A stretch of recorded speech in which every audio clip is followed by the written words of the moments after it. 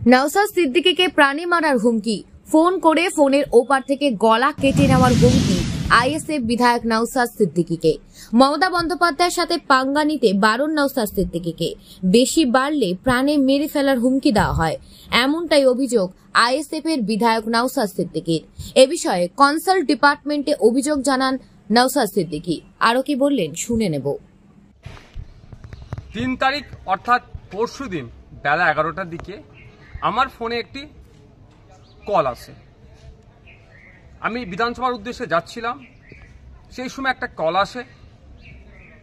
কলটা রিসিভ করার পরে রীতিমতো আমাকে শাসানি দেওয়া হয়, আমাকে হুমকি দেওয়া হয়, আমাকে মেরে ফেলবে, আমাকে খুন করবে, আমার গলা কেটে নেবে, আমি কেন বাড়াবাড়ি করছি, আমি নাকি মমতা ব্যানার্জিকে হারাতে চাইছি, এই ধরনের একাধিক কথা বলে, যেটা আমাকে থ্রেট দেওয়া হয়, প্রাণনাশের হুমকি দেওয়া হয়। আমি যাতে এই যে লড়াইটা করছি সমাজের জন্য, তা থেকে যাতে পিছিয়ে আসি, এই ধরনের ভয় দেখানো আমাকে হচ্ছে। আমি এই বিষয়টা নিয়ে কনসার্ন ডিপার্টমেন্টাল যারা আধিকারিক আছেন তাদের কাছে চিঠি করেছি, তাদেরকে জানিয়েছি এফআইআর হিসাবে ট্রিট করার জন্য, নাম্বারটা দিয়েছি, কোন অ্যাড্রেস কোথা থেকে বলেছে সেইগুলো প্রোভাইড করেছি। আমি আশা করছি রাজ্য সরকারের রাজ্য প্রশাসন এটা সত্য উদ্ঘাটন করবে। তবে একটা কথা, আমি ন্যায়ের পথে আছি, অন্যায়ের বিরুদ্ধে লড়াই করছি।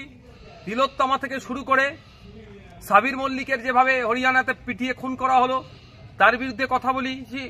আবু সিদ্দিক হালদার, শিকারি মোড়া, বিভিন্ন ইস্যুতে যেভাবে মাঠে ময়দানে লড়াই করছে এবং বিধানসভার মধ্যে কথা বলছি, অনেকের কি গাপ্ত দেওয়া হচ্ছে? আমাকে থ্রেট দেওয়া হচ্ছে? আমাকে কি চুপ করে যেতে বলা হচ্ছে? আমি সরাসরি এই মুহূর্তে বলবো না, কারণ আমাকে ওই বক্তব্যের মধ্যে বলেছে, যে ফোন করেছিল যে আমি নাকি মমতা ব্যানার্জির সাথে পাঙ্গা নিচ্ছি, যদি না পাঙ্গা নিয়ে বন্ধ করি তাহলে আমাকে গলা কেটে খুন করা হবে। আমি বলছি না এটা তৃণমূল কংগ্রেস করেছে, তদন্ত সাপেক্ষ। আমি এখনই বলে দিচ্ছি না যে তৃণমূল কংগ্রেস করেছে, তদন্ত সাপেক্ষ।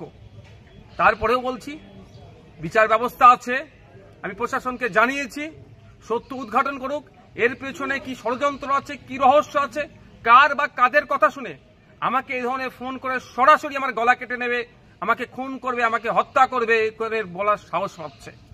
পরিশেষে একটা কথাই বলবো, আমাকে এই ফোন টোন করিয়ে কেউ যদি মনে করে নওশাদ সিদ্দিকীকে জেল খাটালাম, মিথ্যা মামলা একাধিক দিলাম, তারপর নওশাদ সিদ্দিকী দমছে না, যদি কেউ মনে করে আমাকে এই ধরনের কল করিয়ে থ্রেট দিয়ে আমাকে ভয় দেখিয়ে দমিয়ে দেবে, সে কিন্তু দিবা স্বপ্ন দেখছে।